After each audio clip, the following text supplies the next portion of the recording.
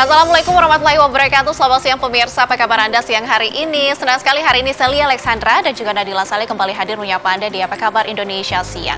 Tentunya kita berharap pemirsa di rumah selalu dalam keadaan dan juga kondisi yang sehat dan semangat, karena hari ini kita juga semangat sekali ya Celia. Kita membawa semangat dari Timnas Indonesia yang akan bertanding di tandang di Jepang. Nantinya apakah yang akan terjadi nantinya, berapa prediksi skornya? Betul sekali. Tentunya kita berharap yang terbaik ya untuk Timnas Indonesia, Celia. Nanti kita akan bahas di dialog di Apa Kabar Indonesia Siang pada kesempatan kali ini pemirsa.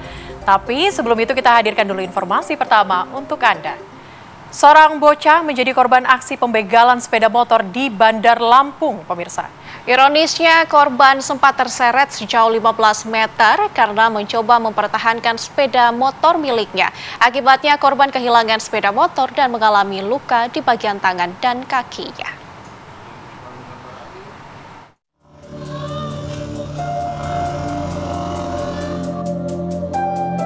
Nasib malang dialami ADS, bocah pria berusia 10 tahun ini. Ia mengalami nasib naas, dirinya menjadi korban aksi pembegalan sepeda motor pada Sabtu siang kemarin. Kejadian ini terjadi di kawasan Labuan Dalam, Kecamatan Tanjung Senang, Bandar Lampung. Korban tak hanya kehilangan sepeda motor miliknya. Dalam aksi pembegalan ini, korban juga mengalami luka cukup serius di bagian tangan dan kakinya setelah terseret sejauh 15 meter karena mencoba mempertahankan sepeda motor miliknya. Peristiwa itu terjadi ketika korban hendak ke rumah kerabatnya yang berjarak 100 meter dari rumahnya. Saat itu korban tiba-tiba dihadang oleh dua orang pelaku yang berboncengan sepeda motor.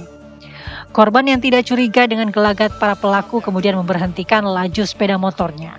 Namun salah satu pelaku langsung merampas sepeda motor korban. Pelaku membawa korban ke sebuah lokasi yang sepi. Saat itulah korban dipaksa untuk turun dari sepeda motor miliknya. Korban yang berusaha mempertahankan sepeda motornya justru terseret sejauh 15 meter. Bagian yang luka ya dengkul sama lututnya aja, Bang. Kata anak kita itu berapa orang itu, Bang? Untuk pelakunya itu sekitar 2 orang, Bang. 2 orang. Iya. Dia membawa motor sendiri juga ya? Bawa motor sendiri. Dalam peristiwa ini korban kehilangan sepeda motor jenis Matic. Korban juga sudah melaporkan peristiwa ini ke pihak kepolisian dengan memberikan file rekaman kamera pengawas CCTV. Orang tua korban berharap polisi dapat mengidentifikasi dan segera menangkap pelakunya, serta menemukan sepeda motor miliknya yang dibawa kabur para pelaku. Dari Bandar Lampung, Lampung, Pujiansa, TV One mengabarkan. Kami juga siapkan kabar lainnya untuk Anda, pemirsa. Seekor kerbau yang akan disembelih lepas dan kabur hingga seruduk pengendara sepeda motor di jalan raya di kawasan Duri Kepa, Kebonjeruk, Jakarta Barat.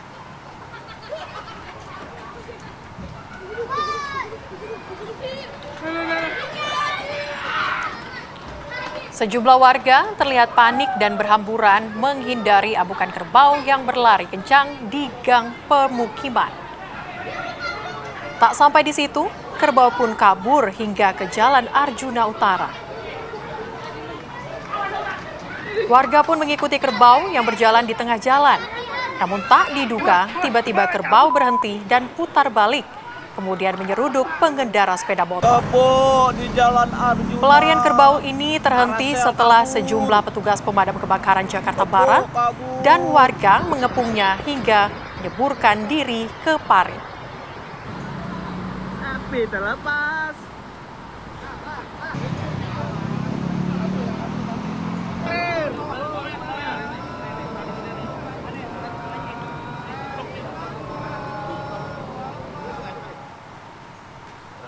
Nah, tampaknya di Idul Adha kali ini banyak kerbau yang mengamuk, pemirsa. Kali ini kerbau lepas di Jawa Tengah. Kami akan hadirkan informasinya di mana hendak disembelih kerbau di Rumah Sakit Sarkis di Kudus, Jawa Tengah tiba-tiba mengamuk dan lepas.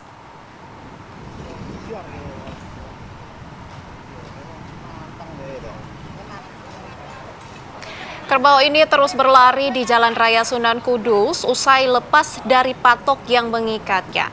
Tak hanya itu, kerbau juga sempat mengejar warga yang sedang berjalan di pinggir jalan. Tentu saja hal ini membuat warga panik dan ketakutan. Setelah lari sejauh 3 km, kerbau terlihat lelah dan berhenti. Sejumlah warga yang mengejar langsung mengikatnya ke pohon di samping kerbau.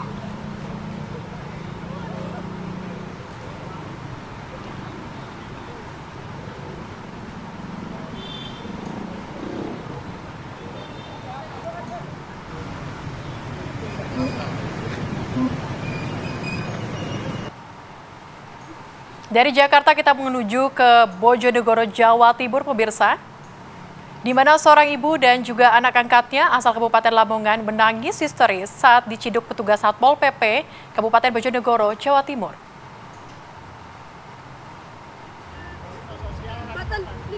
Suwarni beserta anak angkatnya diamankan petugas Satpol PP Kabupaten Bojonegoro lantaran kedapatan sedang meminta-minta kepada warga yang tengah melakukan aktivitas olahraga.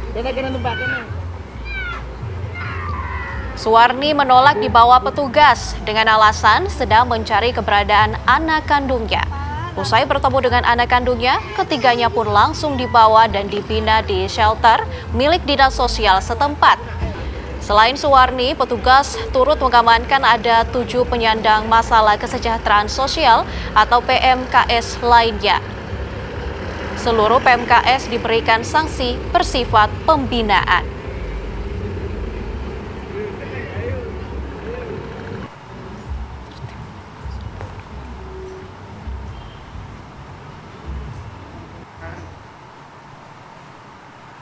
Pemirsa, seorang pria di kota Ambon berhasil diselamatkan usai tertimbun longsor.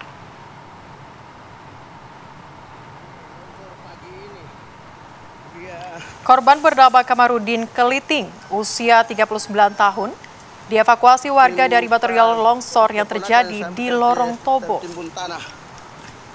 Beruntung, saat tertimbun longsor, kepala korban berada di atas material longsor, sehingga ia dapat berteriak untuk meminta bantuan. Istri korban panik saat melihat suaminya tertimbun, langsung meminta bantuan warga sekitar.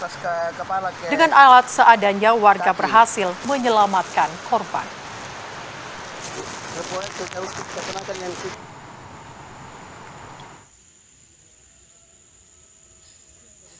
Pada saat tertimbun longsor itu keseluruhan atau gimana? Sampai sampai ya, leher. Ya. Berarti kepala masih masih terlihat. Itu Bapak bisa bergerak kasih? Bisa masih terlihat. Oh, tapi bergerak di tangan saya bisa lah ya? Tangan kiri yang bisa bergerak. Kalau tangan kanan tertimbun. Saya bisa lah ya. Itu pada saat itu Abang ada bikin apa? Lagi membersihkan saluran yang tersumbat. Oh, di mana? Di belakang rumah. Di belakang rumah. Kita hadirkan informasi lainnya untuk Anda pemirsa dari wilayah Jakarta, di mana Gubernur Jakarta Pramono Anung meninjau lokasi tenda pengungsian korban kebakaran Kampung Rawa Indah, Kapuk Muara, Penjaringan, Jakarta Utara. Pramono meminta kepala dinas terkait di lingkungan Pemprov Jakarta untuk turun tangan membantu penyintas kebakaran.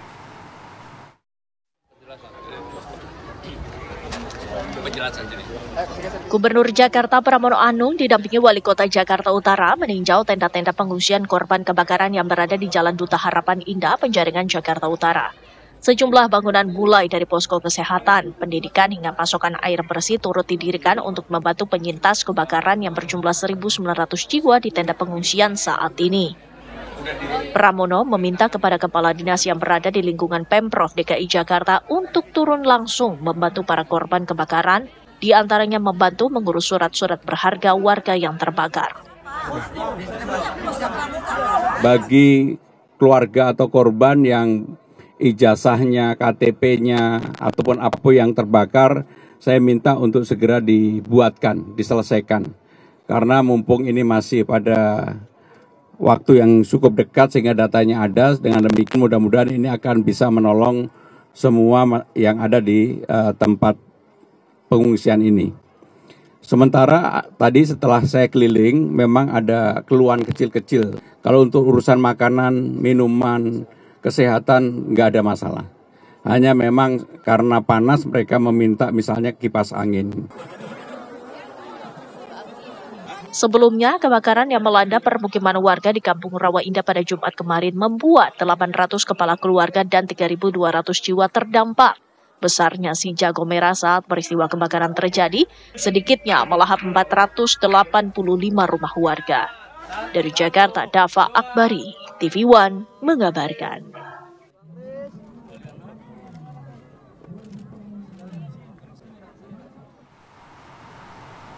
Pemirsa, dari Jakarta, kita bergeser ke wilayah Riau.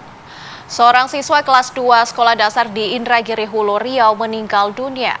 Korban diduga menjadi korban perundungan dan penganiayaan kakak kelasnya. Keluarga menyesalkan tidak ada tanggung jawab dari sekolah dan pemerintah daerah.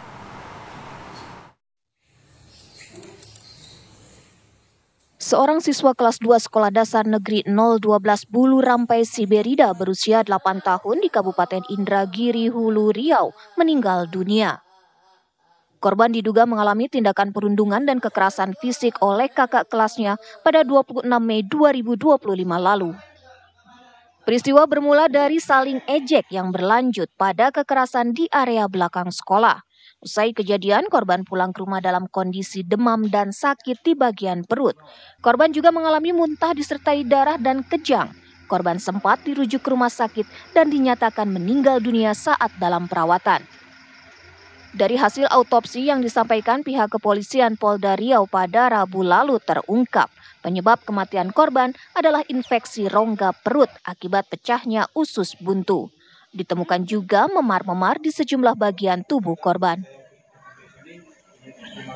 Jadi kami menyimpulkan bahwa sebab mati pada mayat ini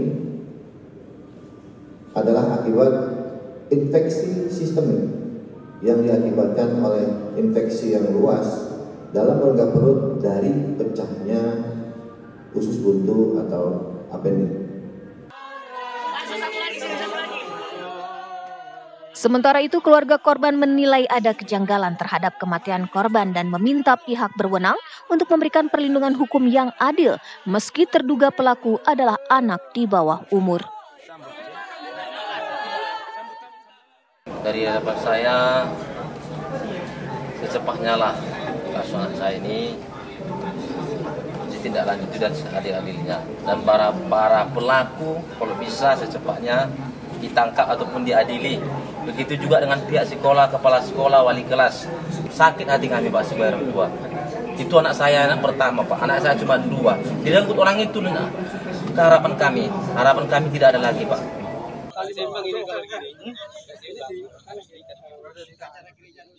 Atas peristiwa yang terjadi, pihak keluarga turut menyayangkan tidak ada penjelasan tanggung jawab dari pihak sekolah dan pemerintah daerah. Padahal peristiwa dugaan kekerasan ini terjadi di lingkungan sekolah. Sementara itu hingga kini polisi telah memeriksa 22 saksi termasuk 5 orang terduga pelaku. Proses hukum pun masih berjalan dan belum ada penetapan tersangka mengingat terduga pelaku masih di bawah umur. Dari Indragiri, Hulu Riau, Muhammad Arifin, Fajar Ramadan, TV One mengabarkan. Timnas Indonesia akan menghadapi tuan rumah Jepang di laga terakhir Grup C putaran ketiga pemirsa pada tanggal ataupun hari Selasa besok 10 Juni 2025. Untuk membahasnya sudah bergabung dengan kami di studio TV One saat ini pengamat sepak bola Bung Akmal Marhali. Halo Bung. Halo, salam sepak bola. Salam sepak bola. Kami juga terhubung dengan pecinta sepak bola yang saat ini berada di Tokyo, Jepang. Ada Effendi Ghazali. Bung Ege, selamat siang. Selamat siang, Celia, dan kemudian juga ada Al Marhali ya. Saat kami pencinta bola yang luasa. Siap. Oke, saya akan mulai pertanyaan saya dengan ini. Kalau kita lihat bahwa Indonesia sudah otomatis begitu ya masuk ke kualifikasi keempat begitu. Artinya ini bukan laga penentu. Kira-kira nanti Indonesia akan bermain seperti apa, Bung? Ya, ini bukan laga penentu tapi laga penting buat Indonesia. Kenapa penting? Karena ini adalah momen buat Indonesia untuk main lepas tanpa tekanan karena sudah lolos ke babak keempat melawan Jepang, tim nomor 1 di Asia. Sejarahnya kan dari 16 pertemuan melawan Jepang kita 5 kali menang, kemudian 11 kali kalah kita kan. Bahkan kita melawan Jepang pernah kita menang 7-0 melawan Jepang pada pada 11 Agustus 1968. Ketika itu 3 gol dicetak hat-trick oleh Sucipto Suntoro, 2 gol Yakob Syahsaleh, 1 gol masing-masing Abdul Qadir dan Surya Lesmana. Kita juga pernah menang 5-3 di Asian Games 1954. Jepang dulu belajar sepak bola dari Indonesia gitu kan. Tapi sekarang Jepang sudah sangat luar biasa, bahkan setelah mereka menggulirkan J-League, mereka menjadi salah satu kekuatan sepak bola dunia bahkan ya kan. Setelah 96 mereka gulirkan J-League, setelah itu mereka lolos Piala Dunia dan rutin sampai sekarang. Artinya bukan lawan yang mudah, tapi ini penting buat Indonesia untuk membangkitkan moral dan motivasi untuk menuju babak keempat nanti. Kenapa demikian? Karena menurut saya ini adalah kesempatan buat kita. Kita terakhir menang lawan Jepang tahun 1981. Artinya 44 tahun lalu gitu. Kita menang 1-0 dalam laga uji coba. Dan sekarang Jepang itu tampil juga dengan tidak kekuatan terbaiknya. Mereka menurunkan lapis kedua. Artinya ada potensi buat kita untuk mencuri poin di Jepang dengan semangat yang kita bawa pasca menang melawan Cina. Oke, Bung Akmal, tentunya kita berharap Indonesia bisa kembalikan sejarah kemenangan melawan Jepang sudah kurang lebih 40 tahun yang lalu. Ini apa strategi yang perlu dikeluarkan oleh timnas Indonesia dalam melawan Jepang nanti? Ya, kalau kita lihat 2 pertemuan terakhir kita kalah telak lawan Jepang ya. Piala Asia kita kalah 1-3, kemudian di putaran pertama kemarin ketika main di GBK kita kalah 4-0. Dan yang menarik dari pertandingan ini adalah semua pencetak gol, 7 gol yang dicetak Jepang semuanya tidak hadir atau tidak dibawa oleh pelatih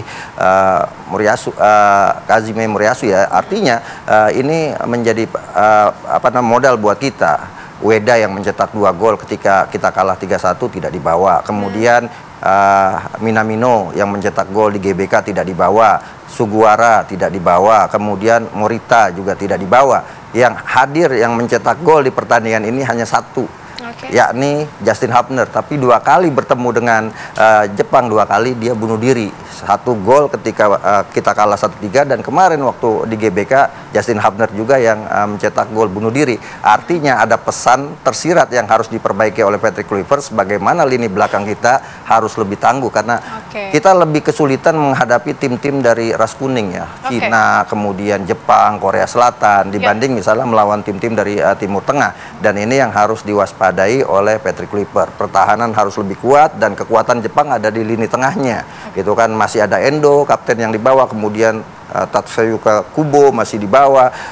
Ini menggambarkan bahwa Jepang harus dihentikan dari lini tengah. Nah, kalau itu kita bisa kuasai dan kita bisa tahan Jepang dari lini tengah, saya sih punya keyakinan dan optimisme kita minimal bisa tahan imbang Jepang di Suita nanti gitu. Dan ini adalah momentum buat Indonesia untuk membuktikan bahwa level sepak bola kita sudah mulai naik. Upgrade gitu. Ya, upgrade. Tapi kalau kita lihat dari line up kemarin melawan Cina, apakah memang kira-kira Kluivert akan menggunakan line up yang sama? Yang pasti adalah kita dapat tambahan 2 amunisi. Martin Paz sudah bisa main, Marcelino sudah bisa main pasca akumulasi kartu kuning. Artinya ada tambahan tenaga baru di sana yang lebih segar.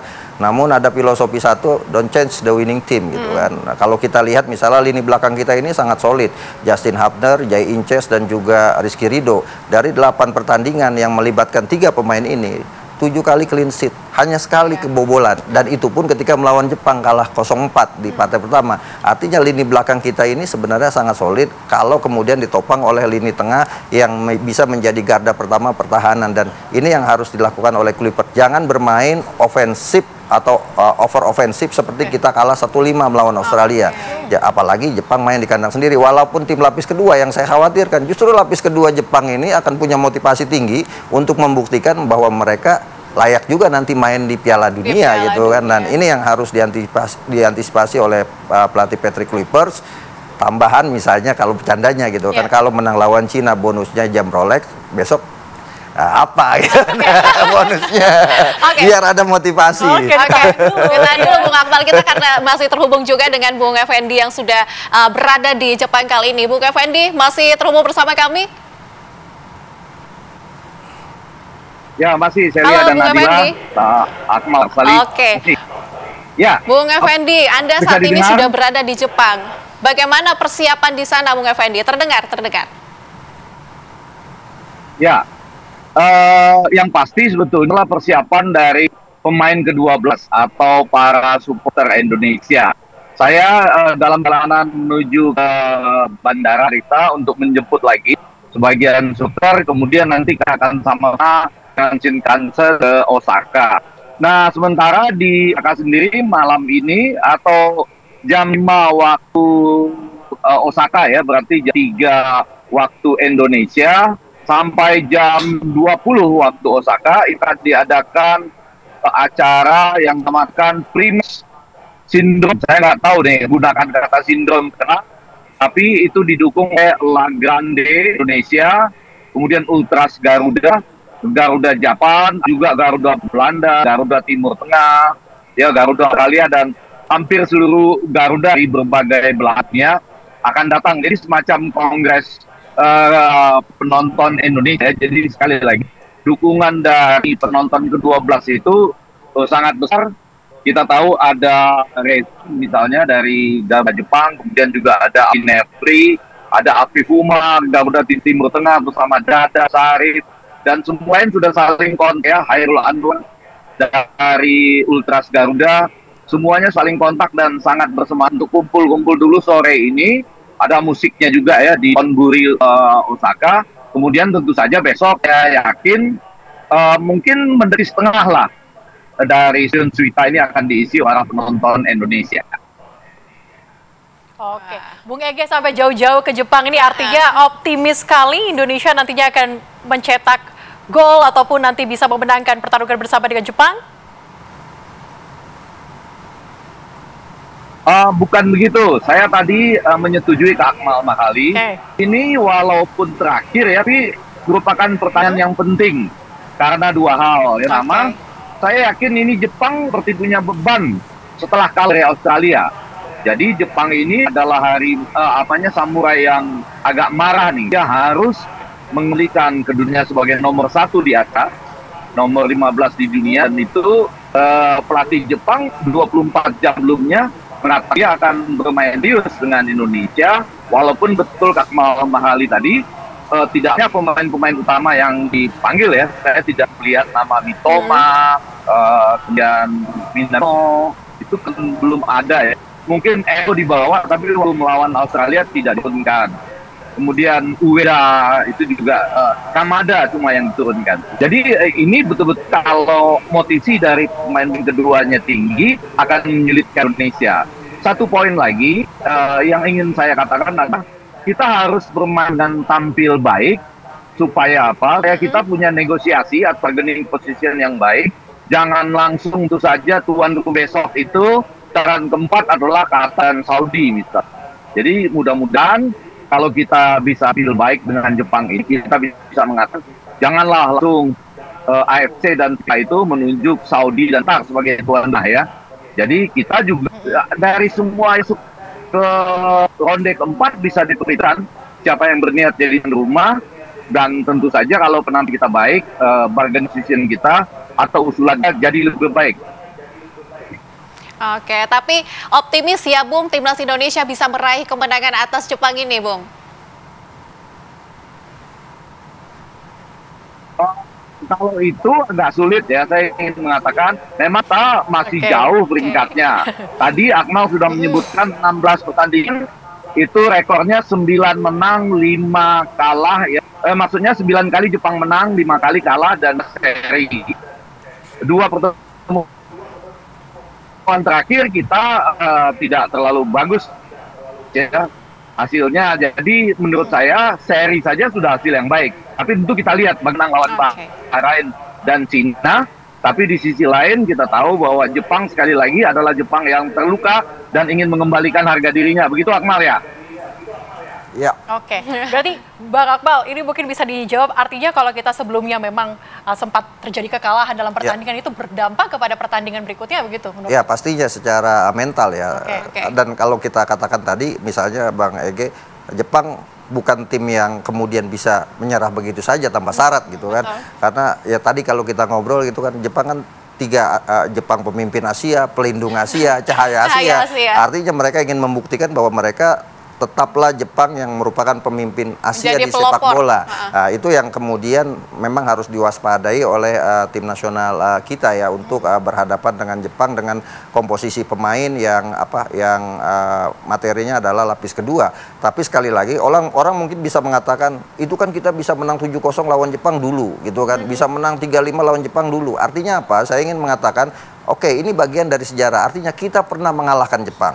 Bahkan kita bisa mendapatkan kemerdekaan bangsa Indonesia juga dari Jepang. Nah, motivasi ini nasionalisme, patriotisme ini yang harus dibangun oleh tim nasional Indonesia bahwa kita saat ini bisa mengalahkan Jepang. Oke, tapi kalau kita lihat ya sejauh ini pertandingan antara Indonesia dengan tim-tim yang lain ini kan sudah banyak sekali. Kalau Anda bisa menilai performa timnas Indonesia sejauh ini bagaimana nih? Ya, pertama ketika debut Kluivert melawan Australia, memang hasilnya buruk. Kita kalah 1-5. Kluivert membawa filosofi bermain ala Belanda ya, yang sangat terbuka, ofensif.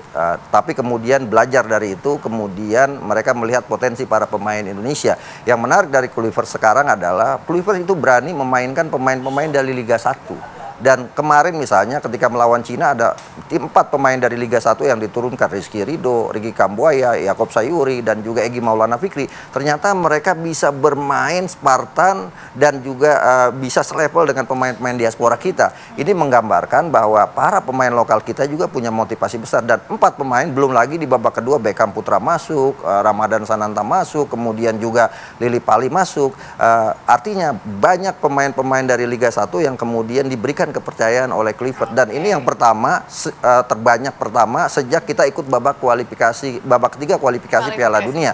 Artinya bukan mustahil nanti di melawan Jepang juga ada beberapa pemain yang juga diberikan kesempatan, dan ketika pemain-pemain yang diberikan kesempatan ini pastinya mereka akan memberikan yang terbaik buat Indonesia. Dan kalau dulu saya punya istilah kalau STI itu kan Sintayong STI, selalu tetap yakin. Nah sekarang kalau Patrick Stephen Kluivert PSK, pastikan semua kompak, pastikan semua kondusif, dan kita insya Allah bisa menang. Tapi saya juga mau tahu nih kira-kira prediksi skor dari Bung Akmal dan juga Bang Egy ini seperti apa. Dari Bung Akmal dulu.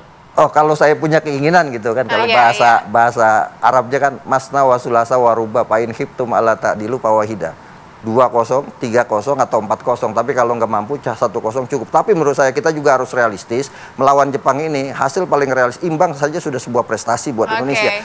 Kemenangan atau hasil imbang ini akan menaikkan ranking FIFA, itu motivasinya. Karena kalau kita menang melawan Jepang, kita akan dapat tambahan 21,05 poin. Kalau kita imbang, kita dapat tambahan 9,58 poin. Artinya ini akan menaikkan ranking FIFA kita. Kalau kemarin 123, kita menang lawan Cina jadi 117.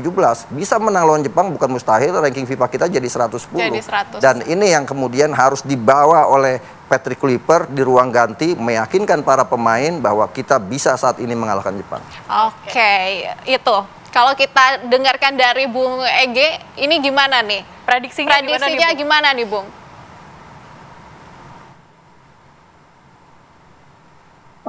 Dalam pertandingan yang lalu itu, saya bersama Akmal mengatakan 1-0 atau 2-1, tapi Akmal 1-0 saja. Nah, sementara pada pertandingan ini saya melihat Samurai akan terluka, dan saya berharap bisa seri atau menang 1-0, menang 2-0, tapi rasanya seri itu jauh lebih realistis. Ya, walaupun Jepang menurut saya akan terluka dan akan kembali di kandangnya sendiri, di Suita Stadium. Mungkin mereka kalau menang pun angkanya bisa berkembang sedemikian rupa ya, Akmal. Tapi harapan kita Indonesia bisa seri atau menang tipis. Walaupun realitasnya nanti bisa berbeda. Demikian. Kalimat-kalimat bersayap saya begitulah kira-kira ya. Supaya kita tetap seperti tadi, tetap kompak gitu. Dan ada pemain ke-12 yang penuh semangat. Ya, sama-sama ya. Bung Ege, terima kasih. Bawakan semangat kita nanti besok ya, Bung, di Jepang ataupun di Osaka nanti ya. Betul sekali, Terima kasih juga Bung Akmal hari ini sudah bergabung di Apa Kabar Indonesia Siang.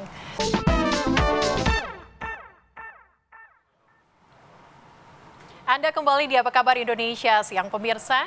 Setelah mengalahkan Cina pada laga krusial, Presiden Prabowo Subianto ini mengundang para timnas ini ke kediamannya di Jalan Kertanegara, Jakarta Selatan pada Jumat pekan lalu. Ya, pemirsa, usai pertemuan, seluruh para pemain timnas ini mendapat hadiah jam mewah dari Presiden Prabowo Subianto.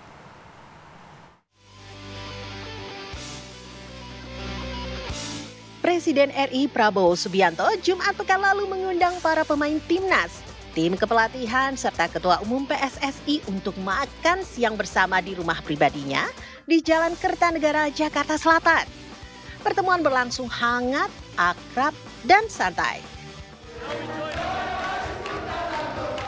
Bahkan para pemain timnas nyanyi bersama dengan Presiden Prabowo. Pelatih timnas Indonesia Patrick Kluivert serta Kapten timnas Jay Itzes menyampaikan rasa terima kasih dan hormatnya atas undangan dari Presiden. After the win yesterday, he wanted to celebrate with us, so we really appreciate that he invited us into his home, and we got the chance to meet him and his family. So we are really grateful, and yeah, we had a good time. We did actually sing together, everybody. So we had a really good time. I think most of the lunch was us singing together. So that means we have a really good bond together. No, we are really appreciated that we get this invitation, of course, by the president. And we're very grateful. Fantastic win yesterday, and we're building on the future. Good luck, enjoy, and give the heart for the country. Usai pertemuan, seluruh pemain timnas juga diberi hadiah oleh Prabowo Subianto, yakni berupa jam mewah merek Rolex. Hal ini sebagai bentuk apresiasi Presiden kepada para pemain. Dari Jakarta, Fatimah Albar, Dani Martin, TV One mengabarkan.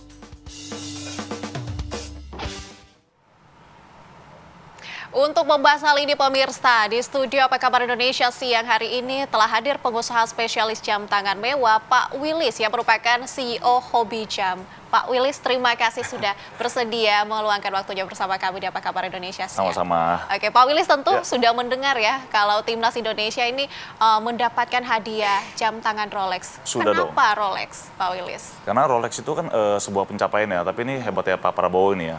Karena setahu saya untuk mendapatkan jam tangan itu tuh sangat sulit. Ya kan, sama sekali tidak mudah untuk mendapatkan itu. Ya kan, jadi ini benar-benar suatu apresiasi yang luar biasa buat timnas kita yang udah berjuang mati-matian ya. Kalau menurut saya seperti itu. Oke, sulit sekali ya untuk mendapatkan jam tangan Rolex. Sulit sekali. Banyak yang diberikan, banyak juga yang diberikan. Artinya kayak membutuhkan banyak jam tangan, dipesannya juga sulit. Tapi Presiden Prabowo bisa. Apa menurut Anda, seberapa besar sih menurut Anda jam tangan ini diberikan kepada seseorang, kemudian membangkitkan semangat seseorang untuk kemudian bisa memenangkan pertandingan? Seperti yang tadi saya bilang, untuk mendapatkan sebuah jam tangan itu kan sulit sekali untuk Rolex itu, karena dia bukan jam tangan biasa kan. Biasanya itu sebagai pencapaian, apresiasi terhadap seseorang gitu kan. Nah ini bisa mempengaruhi mental pemain juga dong untuk kedepannya ya kan, karena dia merasa dihargai. Ya kan, kita pengennya mereka main lebih bagus lagi, lebih bagus lagi, lebih bagus lagi. Gitu. Dan saya sangat salut juga sama Pak Prabowo karena gini, dia memikirkan mungkin ini ya. Biasa kan orang kasih hadiah kan kayak kasih uang. Iya, betul. Nah ini yang dikasih adalah sebuah jam tangan yang nggak mudah didapatkan kan. Iya. Ya kan, bahkan ada orang yang mesti antri di Autorosilo tuh mesti antri 1 sampai 2 tahun dulu baru bisa untuk mendapatkan jam tangan ini, itu pun belum tentu dapat. Iya. Ya kan, dan ini pemain-pemain ini akan merasa bangga saya dikasih jam tangan yang spesial sama juga. Pak Presiden gitu Iya, dan bisa diceritakan ke anak cucunya. Ya kan, bisa diceritakan ke anak cucunya ini dulu dikasih sama RI1 gitu. Sama RI1. Bisa jadi kenangan juga ya. Jadi akan membekas sampai kapanpun begitu ya. Iya, jadi sebagai bentuk penyemangat. Iya. Sebagai pengusaha di jam tangan ini saya berpikir, wah ini good idea gitu. Karena jangan memberikan hadiah itu uang terus gitu. Tapi ada kenangan yang disimpan gitu kan. Seperti itu. Berarti ini satu hal yang baru yang sebenarnya bisa jadi contoh untuk orang-orang di luar sana juga untuk ketika kita ingin mengapresiasi seseorang, membeli jam tangan sesuatu yang memang, apalagi Rolex yang memang kita tahu semua ini memiliki pride tersendiri, ini satu hal yang baik dan good idea juga ya menurut Anda? Very good idea. Ya itu seperti saya bilang, memberikan kesan saya dipedulikan gitu kan. Dan kenangan, dan ini bisa di-keep.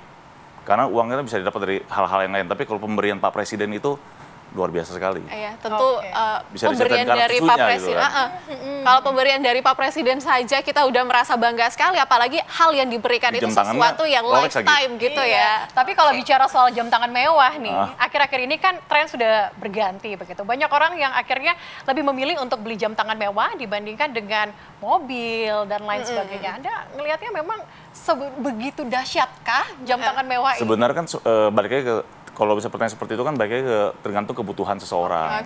Lifestyle seseorang juga. Jadi jam tangan itu nggak selalu dikaitkan dengan hal yang mewah, nggak seperti itu juga. Karena banyak pecinta jam tangan, watch enthusiast, itu nggak harus mahal jam tangannya. Atau mungkin ada juga watch enthusiast yang dia berani beli jam tangan mahal, tapi mereknya nggak luxury. Oke. Let's say contohnya misalnya Seiko ada yang harga 100 jutaan.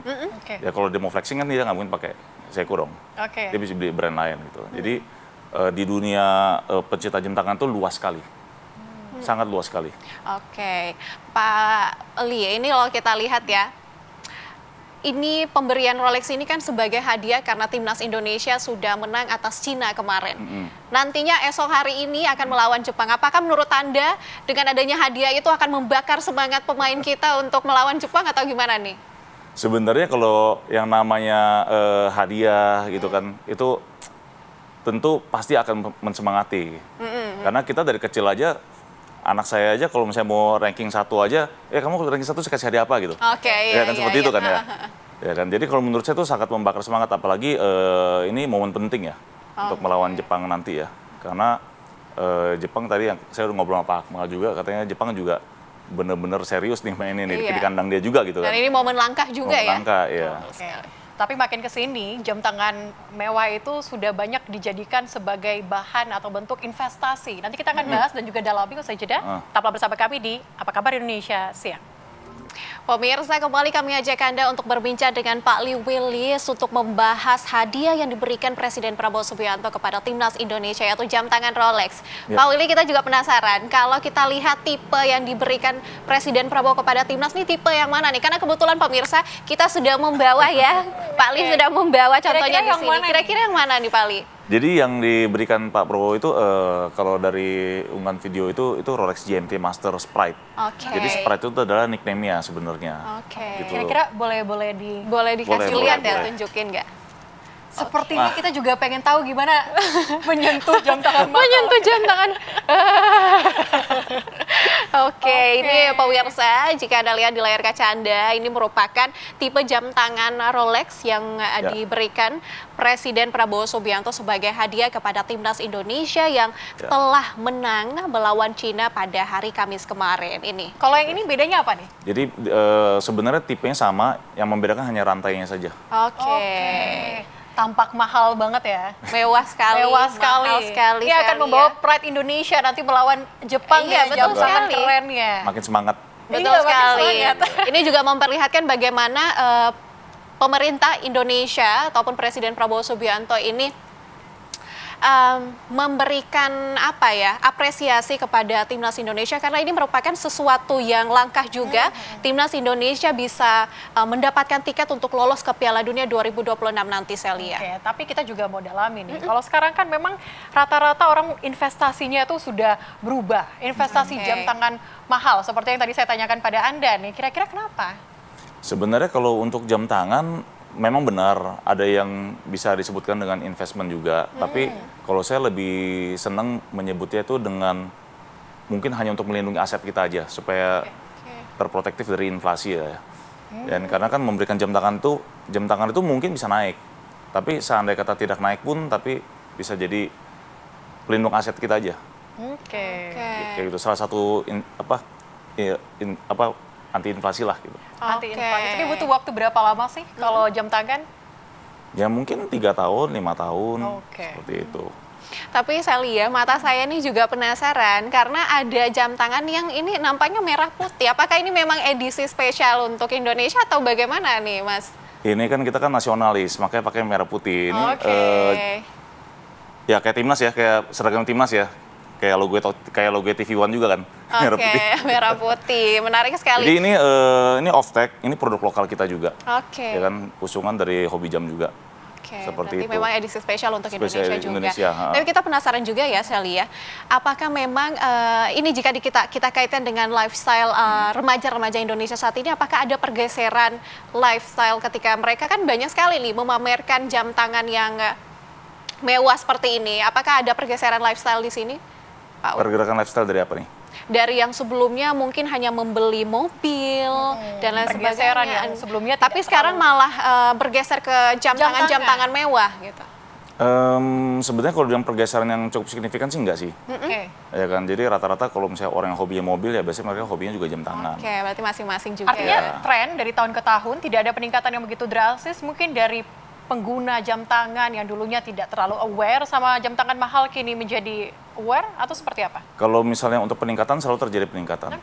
Ya kan, karena zaman sosial media, mungkin zaman dulu itu belum ada yang namanya Instagram dan lain-lain. Handphone kita juga belum ada kamera ya.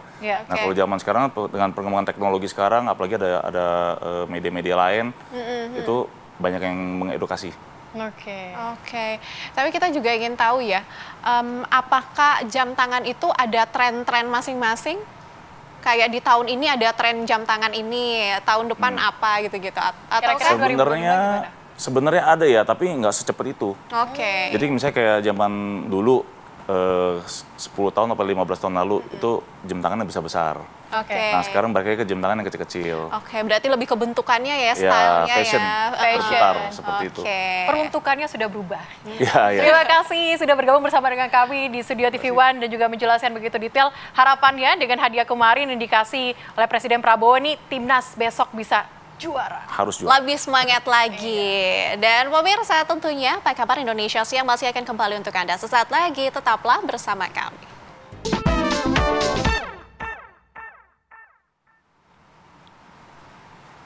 Ya pemirsa, Celia dan juga Nadila kembali hadir untuk Anda di Apa Kabar Indonesia Siang. Pemirsa, petugas damkar semakin hari semakin memainkan peran krusial di tengah masyarakat. Tak cuma memadamkan api pemirsa, mereka kini jadi andalan warga yang membutuhkan beragam pertolongan, terutama pertolongan darurat. Contohnya ini pemirsa adalah seorang pemuda yang tiba-tiba merasakan sakit luar biasa saat bangun tidur. Alih-alih menelpon ambulans, ia justru meminta tolong kepada damkar yang dinilai lebih cepat melakukan pertolongan ketimbang layanan darurat rumah sakit sekalipun.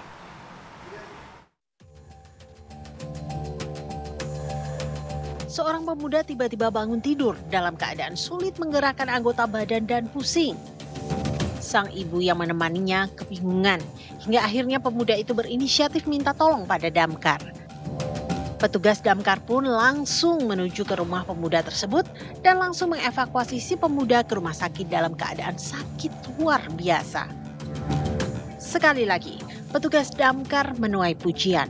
Di benak masyarakat saat ini memang petugas damkar menjadi tumpuan utama saat sedang dalam kondisi darurat. Petugas damkar akan memberikan pertolongan cepat tanpa peduli level kedaruratan warga yang minta ditolong, terkecuali jika memang skala prioritas harus diterapkan untuk panggilan darurat yang bersamaan. Terima kasih damkar. Pemirsa, kami telah menyiapkan kabar viral lainnya untuk Anda, di mana seorang juru parkir atau jukir perempuan di Gresik, Jawa Timur mengamuk dan mengancam memukul pengendara yang protes mobilnya terserempet bus di Terminal Bundar.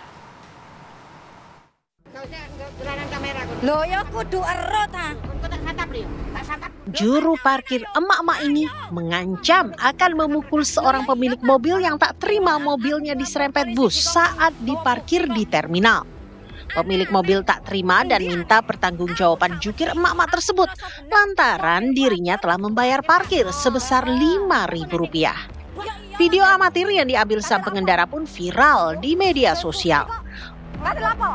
Usai viral aksi dugaan premanisme, petugas Dishub Gresik dan tim Sabara Polres Gresik langsung memburu pelaku. Jukir emak-emak tersebut akhirnya berhasil diamankan petugas gabungan saat sedang istirahat di depan ruko di kawasan terminal.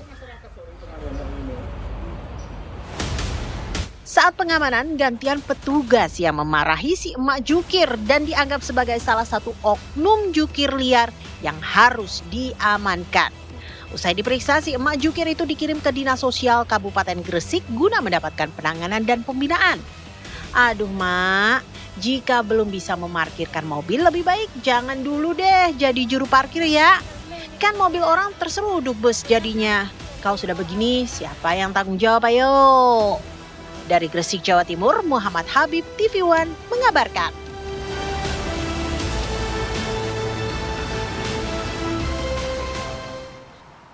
Pemirsa, kita hadirkan informasi lainnya dari Tanah Suci Mekah. di mana pemirsa banyak jemaah haji Indonesia yang sudah lansia di Tanah Suci. Sebagian dari mereka pun sering mengalami kendala fisik saat menunaikan rangkaian ibadah haji seperti kelelahan.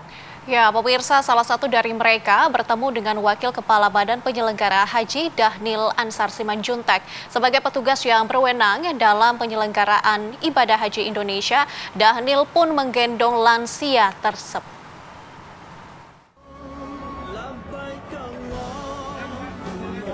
Jadi pejabat memang harus peduli rakyat.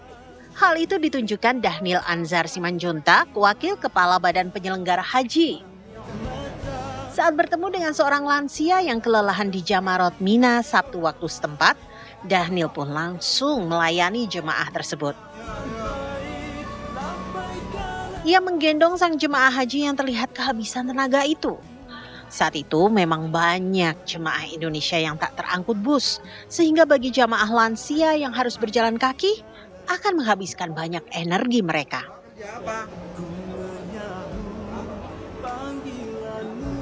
Semoga tahun depan banyak jemaah lansia yang lebih diprioritaskan untuk dilayani ya.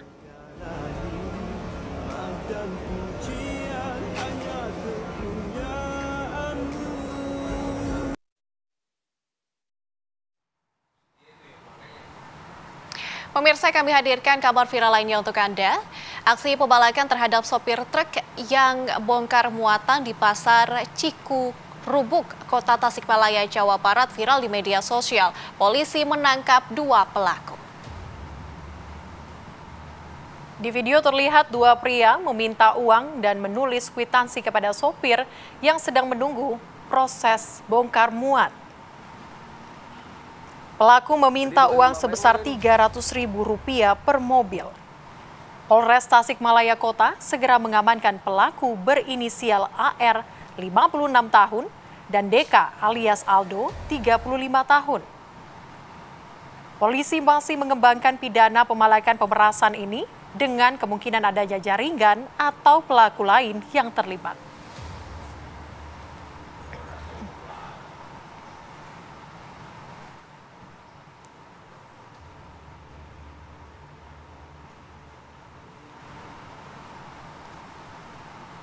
Ya pemirsa, kita hadirkan informasi viral lainnya untuk Anda. Kali ini pemirsa, ini viral di media sosial, di mana seorang copet nekat melakukan aksinya di lingkungan Masjid Al-Ukhuwah, ini Kota Bandung.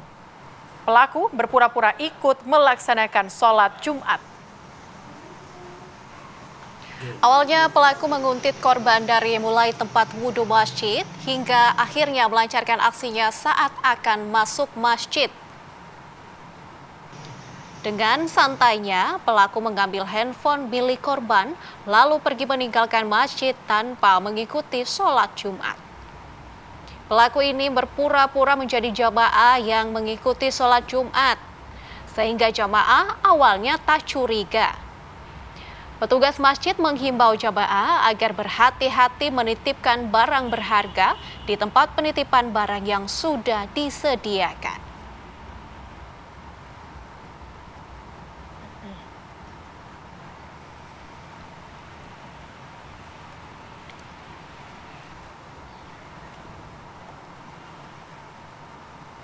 Oke pemirsa, ini kami hadirkan kabar viral lainnya yang datang dari dunia selebritas. Di mana Verrell Bramasta ini pemirsa menjadi target buruan wanita-wanita Singapura. Verrell ini terpaksa bersembunyi di toilet untuk menghindari kejaran para wanita yang gemas dengan anggota DPR tersebut.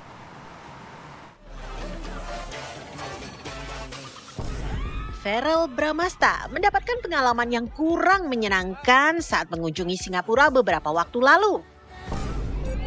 Verrell mengunggah video dirinya di akun media sosialnya saat hendak mencari makanan di sebuah pusat pertokoan di Singapura. Pria yang dikabarkan menjalin hubungan asmara dengan Fuji itu dikerubuti penggemar yang rata-rata merupakan perempuan. Sebagai selebriti yang ramah, Verrell pun meladeni satu persatu penggemar yang mengajak berfoto hingga akhirnya semua tak bisa dikontrol. Kerumunan penggemar pun semakin menggila.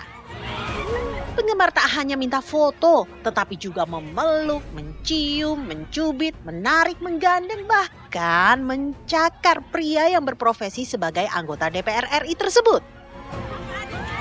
Farel yang kewalahan akhirnya melarikan diri dan bersembunyi di toilet. Di luar toilet, penggemar berat putra Vena Melinda ini pun masih menunggunya dengan tak sabar hingga akhirnya polisi Singapura turun tangan. Singapura banyak sekali TKI dan TKW. Kita sampai dimintain foto sampai ke kamar mandi ini, pada nungguin di luar. Jadi banyak yang nyakar-nyakar.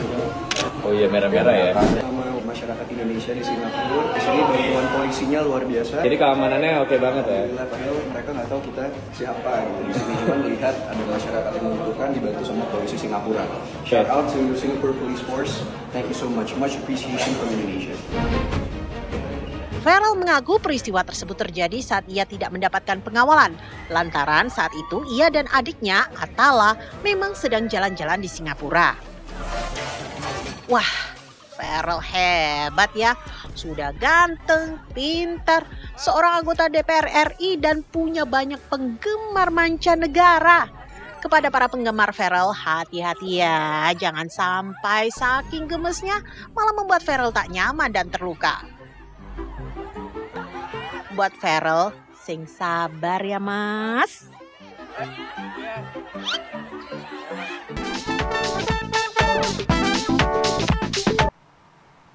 Anda masih bersama kami di Apa Kabar Indonesia Siang. Pemirsa, penampilannya yang tidak biasa membuatnya diragukan oleh banyak orang. Namun siapa sangka pria bertato yang sangat nyentrik ini bisa membuat desanya sukses dan dilirik banyak orang.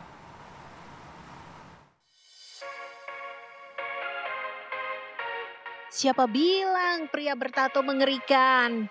Siapa juga yang bilang pria bertato hanya berprofesi sebagai seniman atau malah jadi preman? Pria bertato yang satu ini ternyata bikin banyak orang heran. Tato menghiasi sebagian besar tubuhnya, anting-anting menempel di telinga, memakai kacamata hitam dan gaya berpakaiannya nyentrik khas seorang seniman. Tapi siapa sangka pria bernama Hoho Alkaf ini merupakan seorang kepala desa. Nah, kan mendengar profesinya saja bikin orang tak percaya. Yang lebih mengagumkan lagi, Hoho Alkaf berhasil menjadikan desa yang dipimpinnya, Desa Purwasaba di Kecamatan Mandiraja, Kabupaten Banjarnegara, Jawa Tengah, menjadi desa yang maju dengan mengaktifkan badan usaha milik desa atau BUMDes Jaya Mandiri. Hoho berhasil membuka beragam sektor usaha produktif. Salah satunya peternakan ayam petelur. Usaha ini sudah dirintis sejak tahun 2022. Kini BUMDes mengelola 4 kandang ayam petelur dengan total sekitar 7.000 ekor ayam produktif. Dari ribuan ayam tersebut, Desa Purwasaba mampu menghasilkan lebih dari 4 kuintal telur per hari. Pendapatan dari penjualan telur ini dapat mencapai puluhan juta rupiah setiap bulan. Videonya sedang mengumpulkan telur ayam di kandang viral di media sosial dan mengundang tanya banyak orang. Kita itu mikir dari awal kita dilantik, pada saat itu kan COVID ya. Pada saat COVID juga kita punya DD juga kan 40% untuk BLT dan lain-lain. Itu kita nggak bisa membangun sampai beberapa tahun nih, gitu loh mas. Jadi kita itu memang benar-benar dari nol. Kita miara ayam juga nggak langsung banyak, kita bertahap. Tapi sedikit demi sedikit, kalau dikelola dengan benar ya ada hasilnya. Nyatanya kita bisa bangun banyak, nyatanya kita bisa sebelum teman-teman DD-nya cair itu kita udah start duluan gitu loh dalam pembangunan. Tak hanya usaha ayam petelur, BUMDes Purwasaba juga mengelola berbagai unit usaha lain. Di antaranya peternakan kambing, sapi, rusa, hingga budidaya ikan nila dan lele. Selain bergerak di sektor pangan, Hoho juga mengembangkan unit usaha di sektor pariwisata seperti pembangunan pusat kuliner dan objek wisata buatan yang diproyeksi menjadi destinasi wisata baru di Banjarnegara. Wah, meskipun bertato, kepala desa yang seperti Hoho bukan pria yang menakutkan ya, tetapi malah pantas jadi panutan. Dari Banjarnegara, Jawa Tengah, Ronaldo Bramantyo, TV One mengabarkan.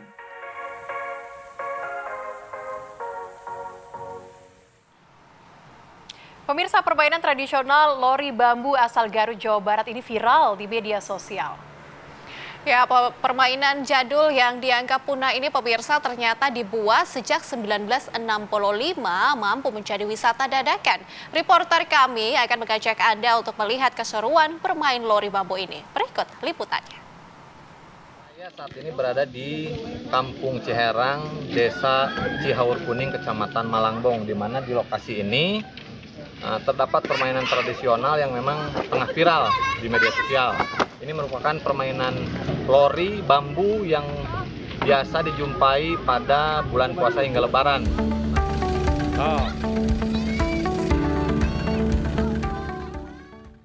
Selain untuk anak-anak, lori yang terbuat dari bambu ini juga mampu ditunggangi oleh penumpang orang dewasa.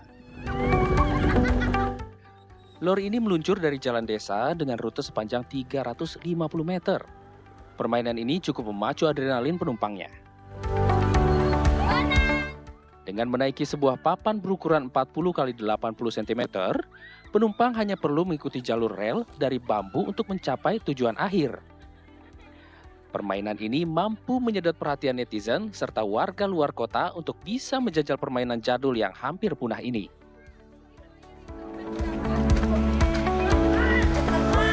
Kan rumah nenek kan dekat dari sini, jadi kan lihat pada di TikTok pada naik ini, jadi mau ke sini gitu. Ini kan udah pada dewasa nih. Perasaannya gimana naik dari atas? Wah, seru banget ih. Cuman kaget. Oh, kaget. Pertama kali apa sering dulu? Pertama kali. Pertama kali.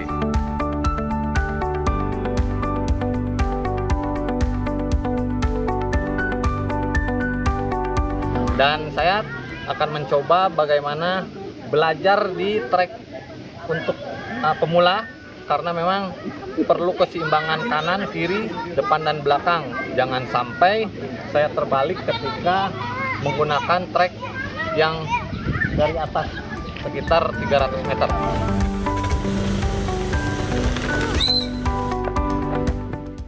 Bagi Anda yang ingin merasakan keseruan lori bambu ini, cukup merogoh kocek sebesar Rp5.000 dan Anda dapat main sepuasnya. Permainan tradisional yang hampir punah ini kini menjadi daya tarik Kampung Ciherang untuk menciptakan wisata pasca viral di media sosial. Dari Garut, Jawa Barat, Taufik Hidayah, TV One mengabarkan.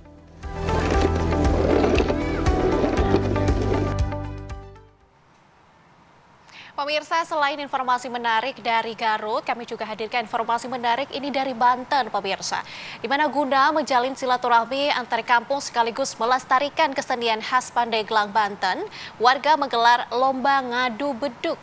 Para pendukung masing-masing peserta antusias ini memberikan semangat tim dukungannya.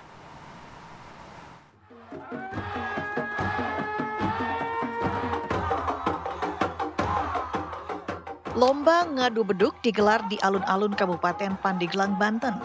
Tak hanya bapak-bapak, kali ini para peserta juga terdiri dari emak-emak dan para remaja.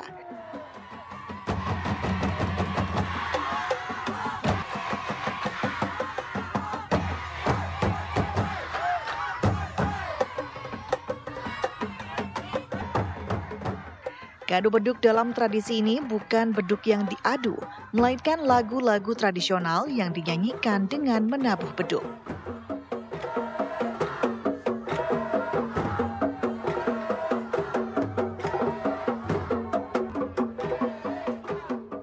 Dengan mengikuti alunan beduk, para peserta tampak lihai memukul beduk sembari menari. Gerakan yang ditampilkan cukup energik sesuai dengan ritme pukulan beduk.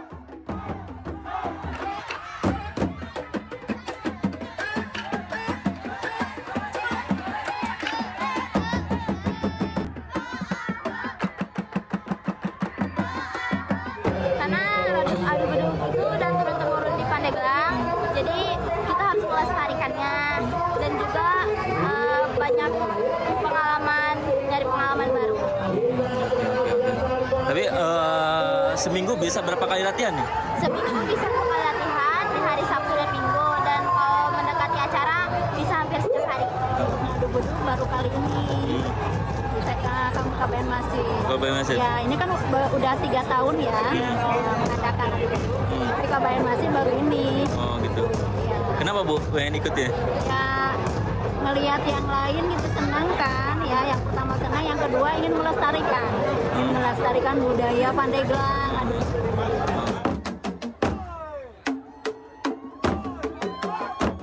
Selain para peserta, para penonton dan supporter dari masing-masing tim peserta pun tampak antusias. Dengan meneriakan yel-yel, para pendukung membakar semangat para peserta.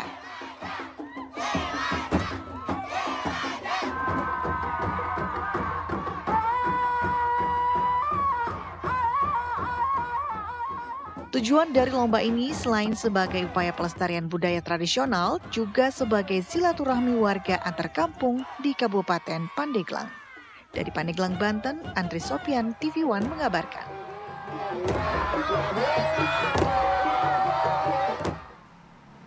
Setelah berita dari Pandeglang, Banten, kita hadirkan informasi lainnya untuk Anda, pemirsa. Di mana Timnas Indonesia ini menggelar latihan perdana jelang laga kontra Jepang di Osaka. Laga melawan Jepang akan menjadi ujian bagi lini pertahanan Indonesia.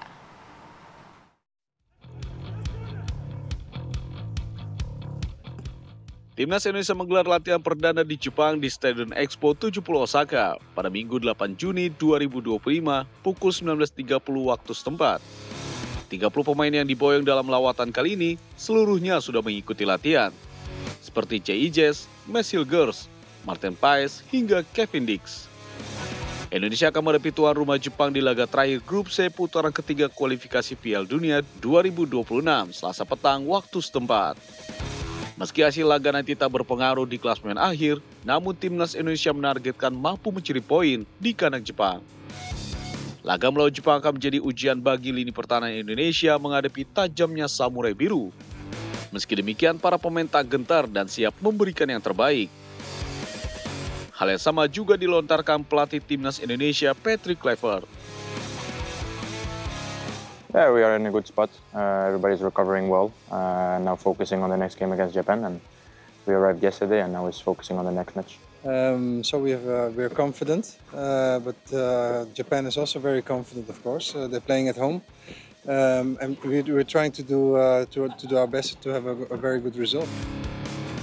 Selanjutnya, Timnas Indonesia akan menjalani official training pada hari Senin di Stadion Panasonic Suita Osaka. Dari Suita Osaka, Jepang, Widya Bisela, TV One mengabarkan. Pemirsa, informasi tadi sekaligus menutup jumpa kita di Apa Kabar Indonesia siang kali ini. Saya Celia Alexandra. Dan saya Nadila saling mewakili kru yang bertugas pamit undur diri. Terima kasih atas perhatian Anda pemirsa. Sampai jumpa. Sampai jumpa.